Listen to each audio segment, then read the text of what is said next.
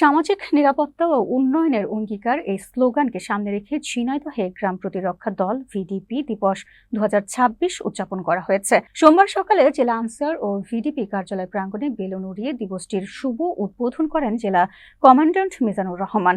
উদ্বোধন শেষে কার্যালয় থেকে একটি বর্ণাঢ্য র্যালি বের করা হয়।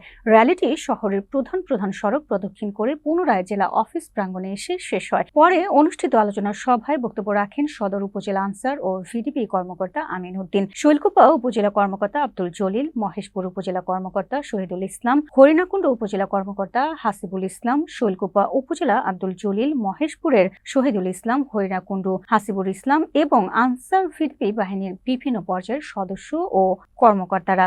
সভায় বক্তারা বলেন, আইন শৃঙ্খলা রক্ষা, আর্থসামাজিক উন্নয়ন, নির্বাচন ও দুর্যোগ ব্যবস্থাপনায় ভিডিপি সদস্যের ভূমিকা অত্যন্ত গুরুত্বপূর্ণ। তারা তৃণমূল পর্যায়ে জনসচেতনতা বৃদ্ধি ও উন্নয়নমূলক কার্যক্রমে আরও সক্রিয় অংশগ্রহণের আহ্বান জানান। দিবসটি উপলক্ষে আনসার ও ভিডিপি সদস্যদের মধ্যে উৎসবমুখর পরিবেশ বিরাজ করে।